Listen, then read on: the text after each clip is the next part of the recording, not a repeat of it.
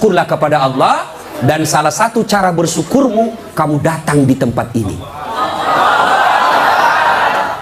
Allah kasih kita begitu banyak nikmat, sehingga Rasulullah pernah sujud meneteskan air mata dalam sujudnya. Lalu Umar bertanya, ya Rasulullah, kenapa kau meneteskan air mata? Kata Nabi, karena saya tidak bisa membayar nikmat Allah dengan ibadah yang saya lakukan. Adakah yang bisa mengalahkan ibadahnya Nabi? Demi Allah, di kolong langit ini tidak ada orang yang hebat ibadahnya seperti Rasulullah Muhammad SAW. Tapi beliau masih sadar ibadah yang dilakukan tidak mampu membayar nikmat yang Allah berikan. Maka kalian bersyukur datang ke tempat ini, dengan catatan setelah kau datang ke tempat ini sehari sampai 3 hari, kalian dengar dakwah, kalian berzikir, kalian ngaji, kalian mencatat. Ingat, setan tidak pernah putus asa menggoda kalian. Bagaimana cara dia goda? Dia hancurkan pahala-pahalamu. Adakah perbuatan yang bisa concarkan pahala-pahala kita? Ada, kata Nabi, sittatu asya'in tuhbitul amal. Ada 6 sifat yang bisa menghancurkan amal-amal kebaikanmu. Adik-adik sekalian, kalian pulang ke sini 3 hari kalian bertempur. 3 hari kalian bertempur melawan iblis, melawan kesombongan, melawan kepongahan, meningkatkan kesabaran. Jangan pikir setan putus asa menggodamu. Dia akan goda kamu setelah kau pulang. Dengan cara apa? Dia hancurkan amal-amalmu, sehingga nanti kau berkata di hadapan Allah, ya Allah, mana pahalaku 3 hari 3 malam saya dengar dakwah. Allah menyatakan, memang dulu ada pahalamu, tapi hancur oleh karena perbuatanmu sendiri. Apa gerangan yang menghancurkan amal itu? Kata Nabi, 1, al-istighalu bi'uyubil khalq. Suka sekali cerita kejelekan orang, dia lupa kejelekan dirinya sendiri. Gosip, gibah, penyakitnya. Ibu. Nabi ketika Isra Mi'raj diperlihatkan, bawa Nabi ke surga, Masya Allah, banyak perempuan. Masuk ke neraka, na'udzubillah min dzalik, lebih banyak lagi perempuan. Kenapa? Kata Nabi, karena 2 hal. 1, dia tidak mampu mensyukuri nikmat berupa suami, dan yang kedua, dia tidak mampu menjaga mulutnya. Penyakitnya ibu-ibu. Saya aja lewat tadi masih ada yang gosip. Begitu saya dilihat, dia bilang, itu juga bajunya yang di YouTube. Sibuk. Kenapa? Saya pakai baju kau yang sibuk. Kang gosip. Jengkelku. Kenapa kau gosip saya? Bu, halo ibu. Penyakit ibu-ibu yang tidak bisa dikendalikan, hawa nafsu menceritakan kejelekan orang. Kalau laki-laki kumpul paling dicerita, wih, itu anak sayang. Yang pertama cakep tapi beleng-beleng. Itu yang kedua cakep, tapi ya dongok. Paling kita cek itu, wah itu motor saya rewel, itu mobil saya yang tua, wah sedikit-sedikit mogok lagi, itu atap rumah saya bocor. Paling kalau bapak cerita itu. Tapi coba kalau ibu-ibu, pertama dicerita sinetron, jelek betul sifatnya itu ya. Sana itu. Iya toh, langsung tetangga jadi korban. Kumpul begini tuh masih ada gosip. Apa? Dia enggak ngomong tapi matanya dong. Apa? Kudungnya enggak serasi dengan roknya. Beliau kayak umbul-umbul. Sudah. Satu udah digosip, lewat lagi satu. Apa? Palsu. Kenapa kau tahu? Lipstiknya. Kenapa kau tahu? Melengket di giginya. Coba ya. Ayo, adik-adik. Ya. Nah, maka saya heran sebagai anak bangsa, kok kita dituduh orang Islam selalu menyebarkan fitnah. Islam sangat membenci fitnah, sehingga Nabi mengatakan, al-fitnatu asaddu minal qatl. Fitnah itu lebih kejam daripada membunuh. Jadi pemain-pemain buser, apakah namanya itu? Cocok nih? Buser, apakah itu? Yang suka cari-cari duit dari menyebarkan fitnah? Hah? Yo itu buser. Hah? Manalah? Tidak adalah kita orang Islam. Suatu kali Nabi menyampaikan, barang siapa yang mengucapkan 2 kalimat syahadat, diyakini sampai mati pasti masuk surga. Abu Hurairah senang dengar ini. Lalu Abu Hurairah berlari-lari kecil menuju ke pasar. Dengan tujuan apa? Dia mau menyampaikan berita gembira ini. Lalu didapat oleh Umar. Abu Hurairah, kau mau pergi mana buru-buru? Saya mau menyampaikan berita penting. Apa itu? Barusan saja saya dengar menyampaikan Nabi, siapa yang syahadat yakin sampai mati pasti masuk surga. Umar berkata, Betul kok Nabi bilang begitu? Betul. Ah, saya tidak percaya. Kayo kita datang ke sumber. Dalam teori komunikasi inilah disebut check and recheck. Datanglah Umar klarifikasi ke sumber berita Rasulullah. Ya Rasulullah, katanya Anda mengucapkan siapa yang syahadat yakin sampai mati pasti masuk surga. Apa betul berita seperti itu ya Rasul? Nabi katakan betul. Tapi ya Rasulullah, ada apa? Ini Abu Hurairah, dia mengumumkan di pasar. Terus saya khawatir nanti disalahpahami umat kita. Biar tidak sholat yang penting syahadat masuk surga. Biar judi yang penting syahadat masuk surga. Biar zina yang penting syahadat masuk surga. Saya salah paham nanti orang, saya khawatir hadis ini dipahami dengan salah. Lalu Nabi katakan, oke, jangan kau sampaikan ini halal umum, karena dia bisa mengganggu kemaslahatan umat.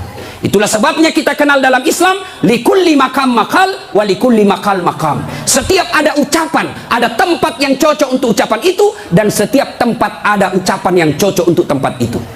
Maka ibu-ibu harus bijaksana memegang WhatsApp, harus bijaksana memegang medsos. Kenapa? Karena jika ibu salah menempatkan medsos itu, maka ibu bisa berujung pada penjara. Dua, yang bisa menghancurkan amal kebaikan kita. Apa itu kata Nabi? Hubbud dunia, terlalu cinta kepada dunia. Cinta dunia boleh, cinta dunia boleh. Mana yang tidak boleh? Terlalu cinta kepada dunia. Nah ibu, yuk, sholatullah ala toha rasulillah, sholatullah ala yasin. Cinta dunia.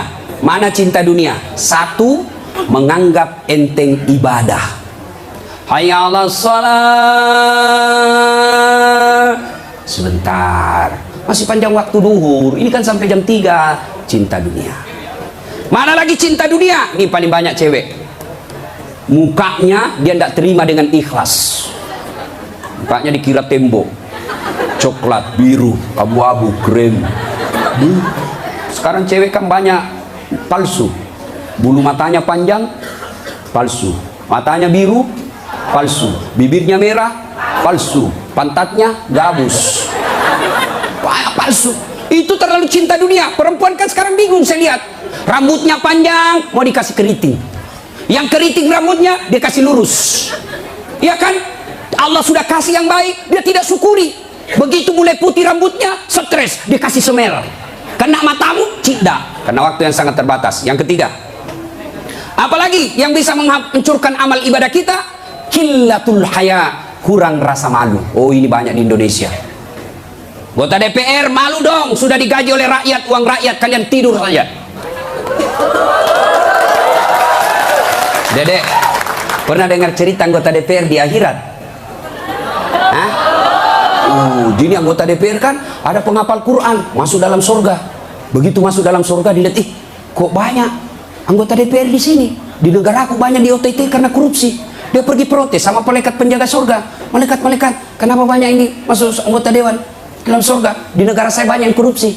Dia bilang anggota penjaga surga, dah sok ribut. Kenapa? Dia cuma reses, sebentar lagi pulang ke tempat asalnya.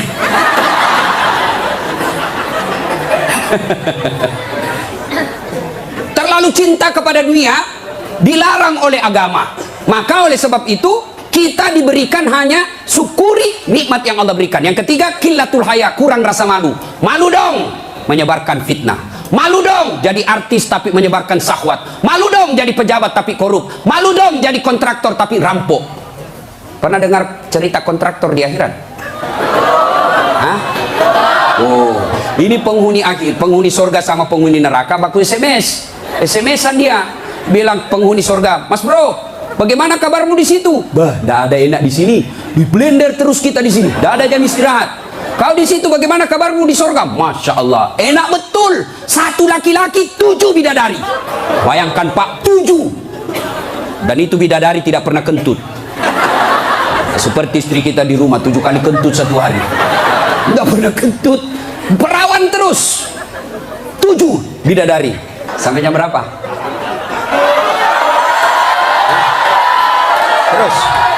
Terus. Lalu kata penghuni surga, wah enak betul di sini. Penghuni neraka, bolehkah kami jalan-jalan ke situ? Boleh. Ya gimana? Penghuni neraka kan kreatif, banyak solusinya. Gimana? Sudahlah, tidak usah cemas. Kami bikin jembatan dari surga, kamu juga bikin jembatan dari neraka. Kita ketemu di tengah. Setuju? Setuju. Lelang proyek. Keluar pemenang tender. Kerjalah. Hari pertama hancur juga ini, Ustaz. Aduh. Nasib sial seni malam. Uang merah kek.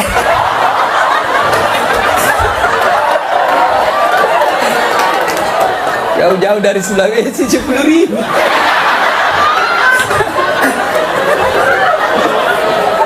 Nah, lalu dia bilang, hari pertama proyek dari neraka selesai 50%. Hari kedua selesai 70%. Hari ketiga tuntas, efektif dan efisien. Selesai proyek. Sampai di tengah dilihat di proyek dari surga. Kenapa belum mulai-mulai? Dia teriak, lah ini dari neraka. Mas bro, kenapa kau belum mulai proyekmu? Kami sudah sampai di tengah sesuai perjanjian. Kenapa kau belum mulai? Kata penghuni dari surga, bagaimana mau dimulai? Pemborong, kontraktor, pengawas, panitia, ada semua di situ.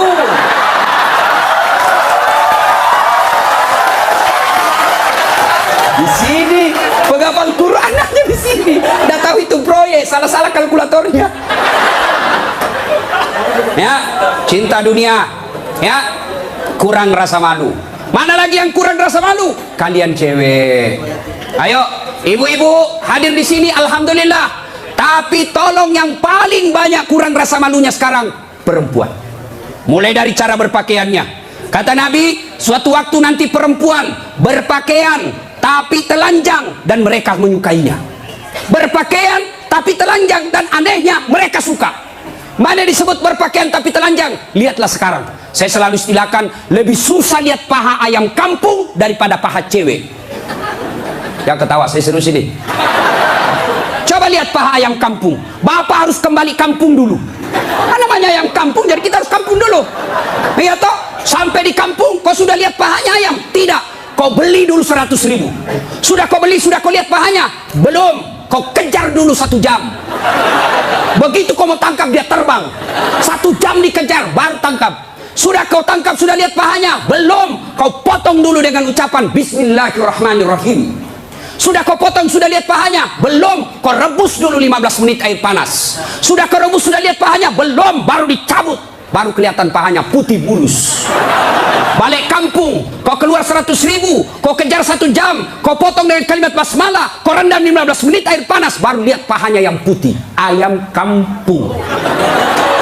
Tapi coba lihat cewek, kau berdiri saja di pinggir jalan 15 menit, 10 pasang paha cewek gratis.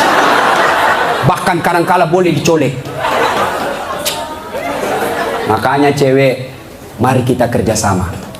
Kami laki-laki jaga mata, tapi tolong anda cewek jaga akhlak. Biar kami setengah mati jaga mata, kalau kalian gentayangan habis amal kami.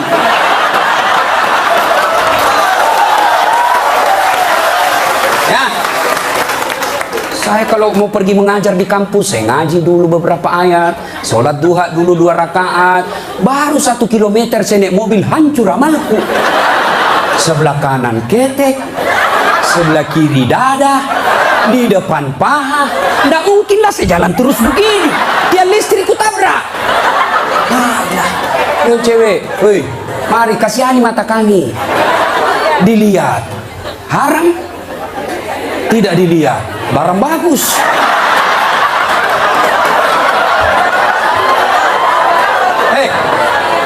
Oke, sekarang banyak perempuan kurang rasa malunya. Dulu.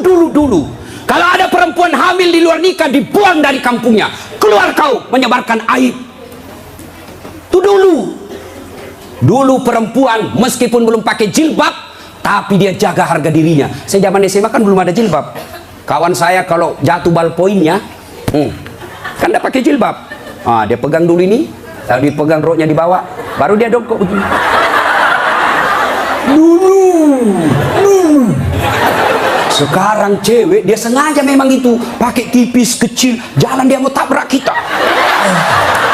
Hancur.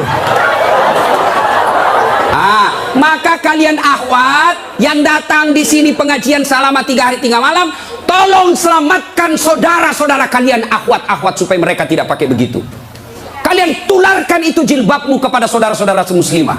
Jangan kau biarkan mereka, dakwai mereka. Dia mau dengar atau tidak, kewajibanmu sampaikan, soal diamalkan urusan lain. Terutama juga yang pakai jilbab tapi tidak memenuhi syarat.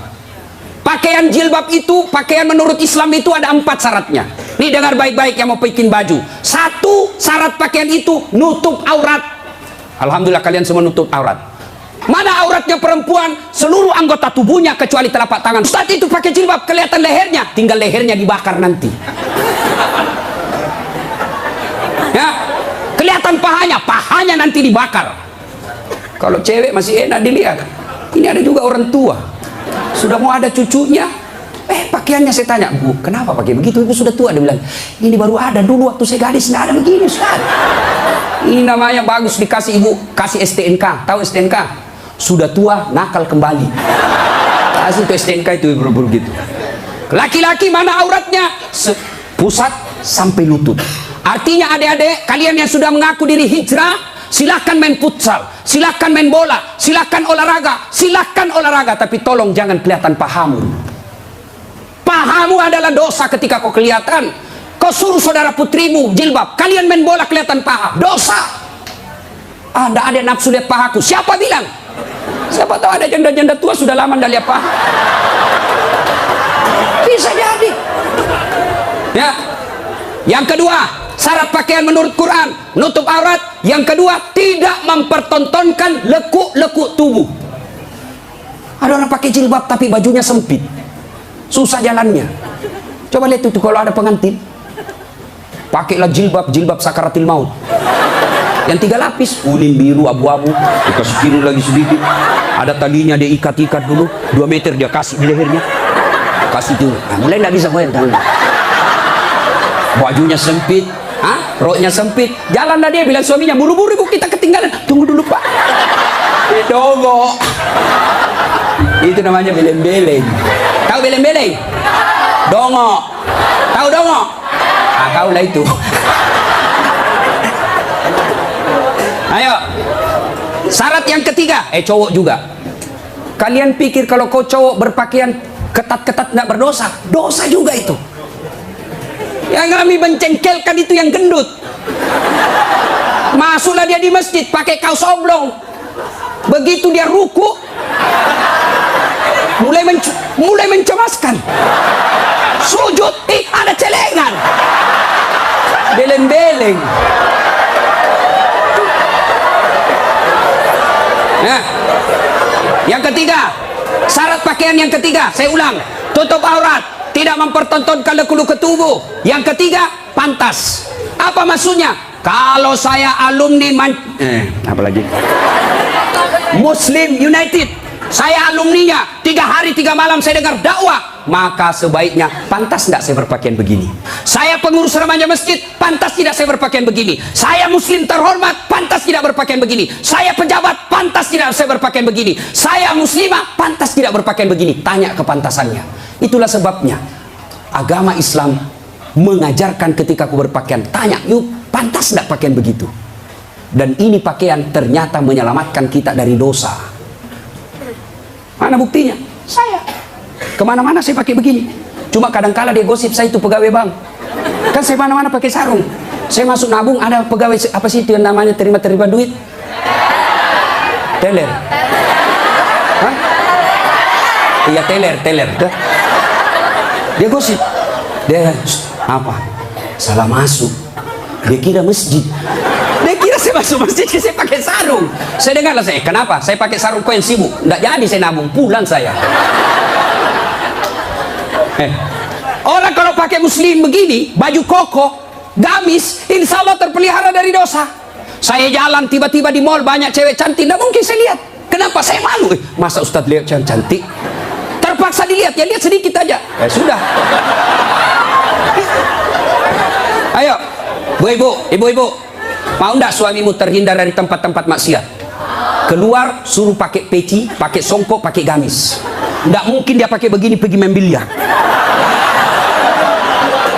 Maka suruh pakai itu. Ada di Makassar, saya sudah suruh pakai Ustaz, tapi di mobil dia ganti. Memang sudah tabiatnya itu, sudah bajingan. Ya, Yang keempat, syarat pakaian yang keempat adalah indah. Ternyata Allah tidak meninggalkan keindahan. Allah tidak melarang kita keindahan dalam berpakaian, tapi dengan catatan tertib aturannya. 1, tutup auratmu. 2, jangan kau tontonkan lekuknya. 3, pantas. 4, indah. Ini sistematis, tidak boleh ditukar. Sayang 1000 sayang kita bikin pakaian. Indah nomor 1, nutup aurat 19. Akhirnya pakaian kita seperti yang kita lihat sekarang ini. Yang di atas turun ke bawah, yang di bawah naik ke atas, ketemu di tengah, tipis, sempit, kecil. Dongo. Nah, qillatul haya, kurang rasa malu. Yang keempat, yang bisa menghancurkan amal kebaikanmu, kata Nabi, qaswatul qalbi. Apa itu? Keras hati. Apa itu? Tidak mempan nasihat. Selesai dengar ceramah, tidak ada perubahan. Apa malah dia bilang? Siapa panggil itu Ustadz dari Sulawesi? Saya. Lain kali tidak usah undang. Kenapa? Tidak enak ceramahnya. Kenapa? Masa 6 dia bahas, saya terus dia kena. Keras hati kau. Selesai dengar ceramah, larang merokok, malah dia bilang, apa tahu rokok apa? Memangnya saya minta duitmu? Keras hati. Ada perokok di sini? Ada? Saya doakan kalian berhenti merokok. Coba dengar itu calon-calon istrimu. Biasa orang merokok kayak kurang kerjaan. Itu aja dikerja 10 menit. Dan saya kasihan kadang-kala kalau di bandara, coba lihat itu perokok dikasih masuk kayak kotak-kotak, kayak bele-bele. Sendiri di dalam kan. Sekali-kali isap kunyah. Jangan kau sebarkan itu asapnya ke kita. Bolehlah kau merokok, silakan, tapi jangan kasih asapnya orang lain. Bagaimana caranya, Ustaz? Kau bawa kresek.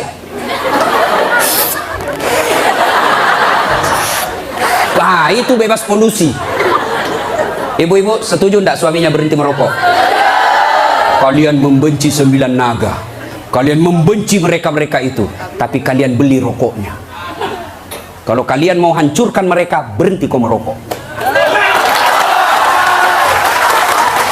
Lebih baik itu rokokmu anak muda, kau tabung, lamar cewekmu. Kau juga cewek, jangan terlalu lama mau dipacari. Ini pacaran Islami, Ustaz. Pret. Pacaran syar'i. Mana ada pacaran syar'i, cilaka? Dengar ini cewek. Kau sudah 2 tahun dipacari, tidak dilamar-lamar. Berhenti kau. Kasih tahu itu cowokmu. Motor aja dicicil 1 tahun sudah lunas. Kamu sudah 2 tahun dipacari, tidak dilamar-lamar. Modal 10.000. Roti 1, teh botol 1, autan 2.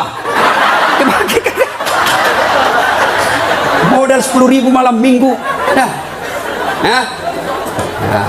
Qaswatul qalbi, keras hati, tidak mempan nasihat. Mereka yang selesai dengar dakwah tapi tidak ada perubahan, itu yang disindir oleh Allah. Fadawa'un alaihim a'anzartahum la yu'minun. Kau sampaikan ayat Allah atau tidak, kau ceramai atau tidak, sama saja mereka tidak akan beriman. Keras hati, habis amalmu. Yang ke-5, penghancur amal, tulul amal. Apa itu? Panjang angan-angan alias malas. Dan yang ke-6, wadzalimun la yantahi, perbuatan zalim yang tidak bisa dihentikan. Zalim kepada Allah, tidak sholat. Puncak kesaliman kepada Allah, tidak sholat.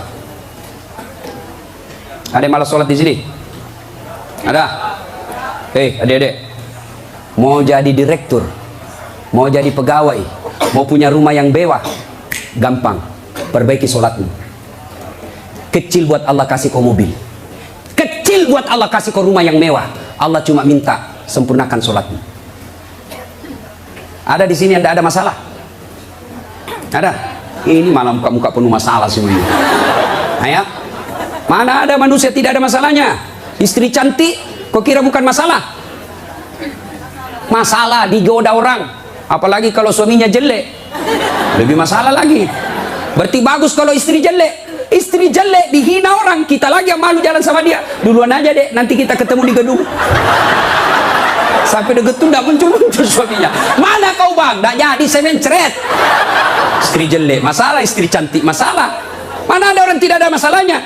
Kita kuliah apa masalah? Mau sarjana. Sudah sarjana, selesai masalahmu? Tidak, mau punya kerja. Sudah punya kerja, selesai masalahmu? Muncul masalah baru. Apa? Mau jadi kepala dinas. Sudah kepala dinas, selesai masalahnya? Muncul masalah besar lagi, mau jadi sekda. Sudah jadi sekda, selesai masalahnya? Belum, mau jadi wali kota. Sudah jadi wali kota, mau 2 periode. 2 periode baru dongo. Beleng-beleng. Kau salah, kenapa kau suruh pilih dongo? Mau kok. Hah? Ayo, tidak ada orang, tidak ada masalah. Ya. Maka Allah tidak mengatakan, "Hei Das'at, ada masalahmu? Kau puasa dulu." Tidak. "Hei Das'at, ada masalahmu? Kau jadi dokter dulu. Kau jadi insinyur dulu. Kau kaya dulu. Kau anggota DPR dulu." Allah tidak menyatakan itu. Allah cuma minta 2. Ista'inu bis-sabri was-shalah. Sabar, perbaiki salatmu. Saya yang selesaikan masalahmu. Itu janji Allah, bukan janji caleg. Kalau caleg mau dipilih, dibagi-baginya kartu namanya, pilih saya, pilih saya. Ada masalah, telepon saya 24 jam. Begitu terpilih, dia ganti nomor HP-nya. Allah janji, pasti Allah tepati. Allah cuma minta, ada masalahmu cewek, kau risau soal jodoh, yuk perbaiki sholatmu. Hei cowok, ada masalahmu, kau sudah sarjana, tidak dapat kerja, yuk sempurnakan sholatmu. Saya sudah sholat Ustaz. Betul kau sholat tapi tidak ikhlas. Hayya 'alas shalah. Asar lagi. Barusan duhur, kau tidak ikhlas. Saya sudah sholat Ustaz. Betul kau sholat tapi main-main. Mana buktinya? Allahu Akbar. Alaikum. Ya kana mulian. Suratul ladina. Kau ketawa karena kau bayangkan dirimu. Nah, siapa yang ngajar kau sholat begitu? Sampai ada yang tanya saya, ibu-ibu, Ustaz, boleh enggak sholat? Panas Ustaz di rumah, enggak ada AC, enggak ada kipas. Sholat duhur, boleh enggak tidak pakai BH? Boleh, tapi kau tidak beradab namanya. Boleh. Bayangkan kalau kau ruku. Yang ketawa cowok, ini bagian laki-laki perempuan. Boleh, tapi tidak beradab namanya. Itu kau tidak ikhlas. Saya sholat Ustaz, betul kau sholat. Tapi sholatmu ya enggak seperlunya. Juga sholat Allah.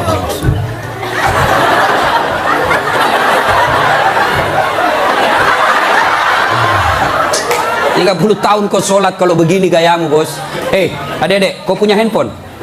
Ibu-ibu punya handphone? Waktu beli handphone itu ada buku pedoman kan?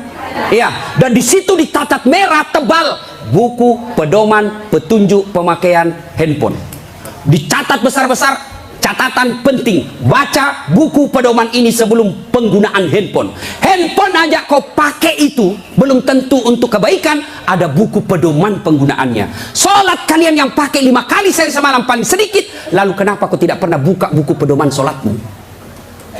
Ya, nah, maka bu bapak perbaiki saja sholat, insya Allah selesai masalahmu. Ya, zalimun la yantakhi. Perbuatan zalim yang tidak bisa dihentikan kepada Allah. Yang kedua, zalim kepada jenis kedua, zalim kepada sesama manusia. Tidak usah zalim kepada tetangga. Ibu-ibu zalim kepada suaminya. Mana ibu-ibu zalim kepada suaminya? Suaminya dijadikan tahanan kota. Baru keluar 1 jam ditelepon, di mana kau Pak? Di mana kau? Luar kau, pulang kau. Bagaimana kita tidak cepat mati? Kita keluar, kau cari sampai di rumah, kau maki-maki, baik kalau kau cantik. Berat badan makin nambah. Duduk makan canggung, nonton sinetron ngangkat ketek sambil menguap. Kita di jalan semua harum cewek-cewek, sampai di rumah lah. Suami zalim kepada istrinya. Contohlah Rasulullah, ya. Rasulullah itu sangat romantis. Maka orang yang zalim kepada Allah adalah tidak menunaikan kewajibannya kepada Allah. Zalim kepada sesama manusia, hak-haknya orang dia serobot. Dan yang ketiga, zalim kepada diri sendiri. Apa zalim kepada diri sendiri? Dia sudah tahu maksiat, tapi dia tetap lakukan. Maka menghindari semua itu, kita hadir di tempat ini sebagai wujud kita cinta kepada Allah. Mudah-mudahan kesalahan-kesalahan kita diampuni oleh Allah Subhanahu wa Ta'ala. Banyak yang ingin kita sampaikan, tapi waktu jualah yang membatasi kita. Insya Allah lain waktu dan kesempatan kita akan lanjutkan. Kalau masih mau dengar ceramah saya, gampang. Gimana caranya Ustaz? Ambil handphonemu, buka YouTube, tulis nama saya Das'at Latif. Keluarlah ceramah saya ratusan. Sudah itu jangan lupa kasih tanda begini. Yang ketawa, saya seriusin bos. Yang kau kasih begini, kalau kasih begini deh cari kau malaikat pencabut nyawa. Masa ceramah kau kasih begini, udah enak perasaan kau lihat ceramah kasih begini bos. Kalau kau tidak senang ya sudah, tidak usah komentar. Nah, cuma cepat habis kuota, 1 jam habis menguras kuota, maka saya sediakan ceramah yang tidak menguras kuota. Gimana caranya?